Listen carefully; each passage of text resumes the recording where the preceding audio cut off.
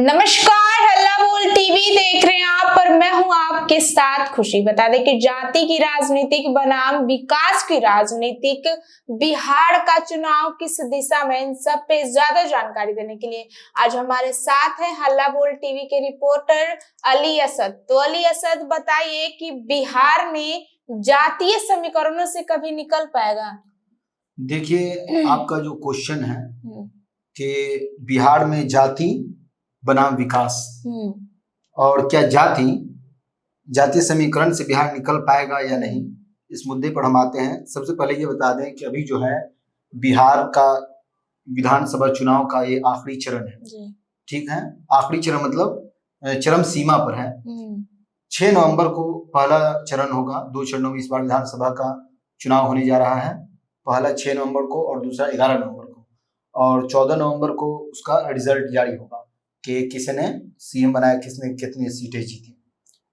देखिए, बिहार एक ऐसा राज्य है जो हमेशा चर्चा का विषय रहा है, क्योंकि यहाँ पर जो वोट दिया जाता है वो जातियों के आधार पर दिया जाता है। यहाँ मुख्य रूप से बहुत सारे जातियां हैं, जिनमें मुख्य रूप से जो है वो मैं बता देना चाहता हूँ आपको। पासवान, यादव, कुशवाहा, कायस्थ, ये सब बिहार में जातियां हैं। ठीक है, ये जातियां जो है ये हर साल देखा गया है कि जब भी ये वोट करते हैं ये अपने जात वाले को वोट करते हैं। ये नहीं देखते हैं कि कौन हमारा विकास कर रहा है और कौन अपना विकास कर रहा है। बिल्कुल। सिर्फ और सिर्फ अपने जात को वोट देते हैं। उसमें से आप एक मुस्लिम भी ले सकते हैं। ये मुस्लिम वो जाति नहीं है, मतलब मुस्लिम एक धर्म है। वो भी, इसमें भी बहुत वो सिर्फ मुस्लिम जो वोट करते हैं वो सिर्फ मुस्लिम नेता को ढूंढते हैं। कोई बढ़िया मुस्लिम रहे, मुस्लिम नहीं नेता है तो देखते हैं कौन हमारा विकास कर रहा है, उन्हीं के साथ चले जाते हैं, जिससे हमारा फायदा है। देखिए, जाति के बारे में जो है उससे पहले हम बता देते हैं कि जाति समीकरण शुरुआत हुआ कैसे आखिर। देखिए, साइलेंट जनरेशन 1928 से 45 के बीच की जो जनरेशन है उसे हम साइलेंट जनरेशन कहते हैं। साइलेंट इसलिए कहते हैं क्योंकि ये लोग जो है 1928 से 45 के बीच के लोग ये सिर्फ और सिर्फ काम पर विश्वास करते थे। चुपचाप काम करते थे और काम से बढ़कर कुछ नहीं, कर्म ही धर्म है, वैसा मामला था। उसके बाद जो जनरेशन आई 1946 से 1964 की, उसे बेबी बूमर्स जनरेशन कहा जाता है। यानी उस वक्त जो है जनसंख्या वृद्धि बहुत तेजी से हुई, इसलिए उसे बेबी बूमर्स जनरेशन कहा जाता है। अगला जनरेशन जो हुआ, जनरेशन एक्स हुआ। ये जनरेशन भी बहुत प्रभावशाली थी। ये भी अपने काम में व्यस्त रहती थी और काम को ही अपना धर्म समझती थी। उसके बाद जो जनरेशन आई, ये जनरेशन वाई आई, जो 1981 से 1996 का जो दौर है उसे जनरेशन वाई कहा जाता है। ये जनरेशन जो है ये जब आधुनिक युग का शुरुआत हो रहा था, मोबाइल वगैरह से लोग परिचित हो रहे थे, ये तब की जनरेशन है। इनका जो दौर रहा ये डिजिटल युग कुछ रहा, डिजिटल युग, और सब जो है बिना डिजिटल के इन्होंने अपनी जिंदगी गुजारी, बिना ऑनलाइन की। अब हम बात करते हैं जनरेशन जी की, जो 1997 से 1912 की है, जो जनरेशन जी में हम लोग भी आते हैं। ये जनरेशन जी है, ये आधुनिक और डिजिटल युग में पैदा हुआ। इसका जो विचार है, सोचने समझने की जो शक्ति है वो हमेशा आधुनिक युग से जुड़ी रही। अभी 2019 जो है, इसके बाद से अगर आप देखा जाए तो हकीकी मानों में लोग जो है नेट से परिचित हुए। इंस्टाग्राम, फेसबुक, इन सब चीजों से लोग परिचित हुए। उससे पहले जो है लोग डिजिटल युग से उस तरह जुड़े हुए नहीं थे जिस तरह 2019 के बाद से जुड़े, जब से लॉकडाउन हुआ। क्योंकि जब लॉकडाउन हुआ तो पूरा सिस्टम जो है वो रुक गया, ब्रेक हो गया। सारी जो परिस्थिति है जो ऑफलाइन होती थी वो सब ऑनलाइन पे शिफ्ट हो गई, जिसके माध्यम से लोग ऑनलाइन से जुड़े। ऑनलाइन से जब जुड़ा गया तो बहुत सारे प्लेटफॉर्म बने, उसके जरिए लोग जो है आसानी से शिक्षित हुए। लोग जो है सोचने समझने लगे, हर चीज को जल्दी से अडॉप्ट करने लगे, इसलिए उसे जनरेशन जी कहा जाता है, लास्ट जनरेशन। यहाँ से दूसरा अल्फाबेट शुरू हो जाता है ग्रीक लैंग्वेज का। तो ये जो जनरेशन जी है, इसकी सोचने समझने की शक्ति पिछली जनरेशन से, जो मैंने बताया वाई, एक्स, बूमर्स और साइलेंट जनरेशन है, उससे बहुत अधिक रही। और ये जो सीखते हैं उसको इम्प्लीमेंट करते हैं। आप देख सकते हैं आज के दौर में जितना विकास है, पहले के दौर में नहीं था। पहले लोग विकास के नाम पर उनके साथ धोखा होता था। लोग शिक्षित भी नहीं थे जितना आज है। ऑनलाइन का दौर है, इस वजह से लोग शिक्षित हुए, तेजी से विकास हुआ, विकास दर बढ़ा तेजी से। हम लोग जनरेशन जी है। जनरेशन जी जो है, इसको बहकाना, इसको गुमराह करना इतना आसान नहीं है। पहले जाति के नाम पर आप वोट ले सकते थे, लेकिन आज के दौर में जाति के नाम पर वोट लेना बहुत कठिन है, खासकर बिहार में। क्योंकि बिहार के जो स्टूडेंट्स हैं, जो जनरेशन जी हैं, उन्होंने देखा कि हमारे बाप दादाओं पर इतना अत्याचार हुआ, जाति के नाम पर उनसे वोट लिया गया, लेकिन उनके साथ कोई हमदर्दी नहीं की गई और वो बेरोजगारी, पलायन, इन सब को झेलते रहे।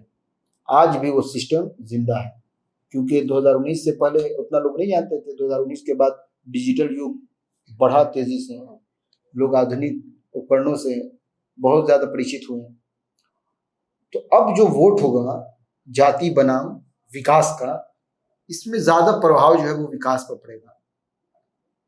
विकास जो है, इस बार लोग देख रहे हैं कि आखिर क्या हुआ हमारे साथ, कितना धोखा हुआ। सदियों से धोखा होते हुआ आ रहा है, जाति के नाम पर धोखा हुआ।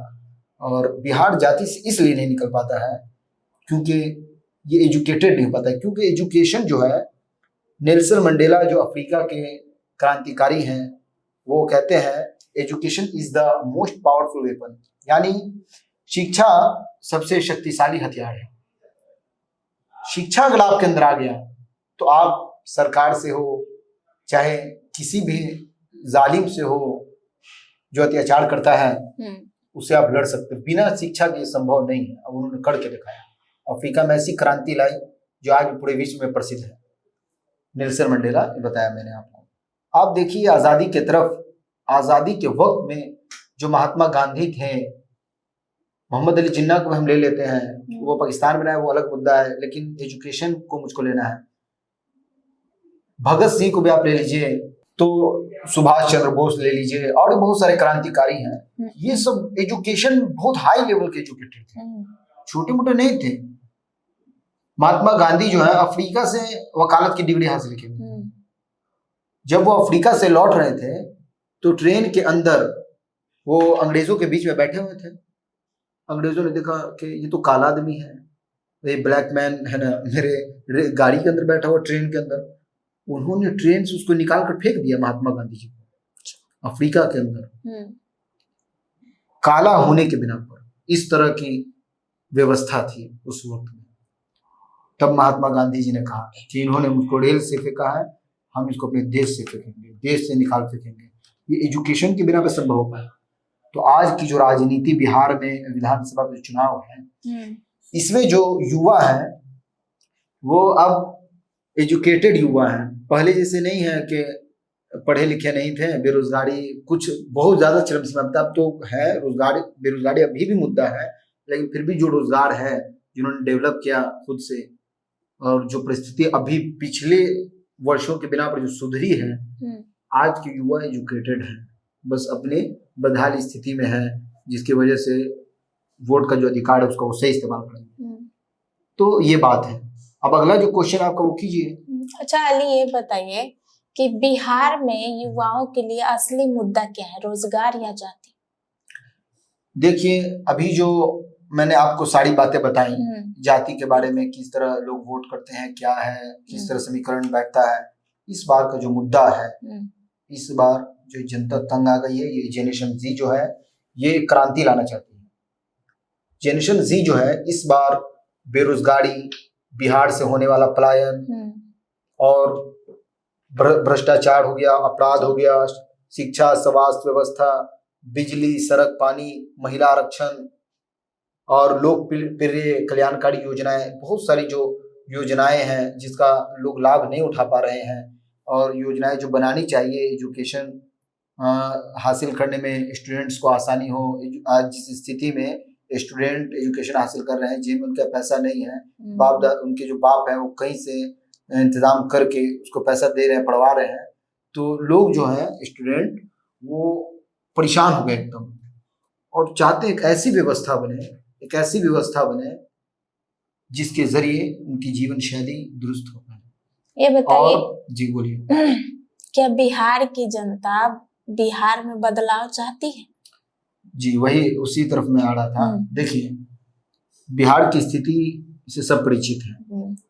आज भी बिहार के जो लोग हैं वो दूसरे राज्यों में जाते हैं, गुजरात, बेंगलोर, हैदराबाद और भी बहुत सारे, मुंबई, दिल्ली, वहाँ जब जाते हैं तो वहाँ के उनके साथ जो व्यवहार होता है वो बहुत निचले तबके का व्यवहार होता है। उनको गाली दी जाती है, उनसे 12-12 घंटे काम कराया जाता है, हालांकि संविधान जो है वो 8 घंटे तक की इजाजत देता है। अभी कुछ दिनों पहले 9 घंटे का सिस्टम आया कि आप 9 घंटे ज्यादा किसी एक व्यक्ति से काम नहीं ले सकते हैं। अच्छा अली, ये बताइए कि क्या युवा नेतृत्व पर जनता भरोसा करेगी?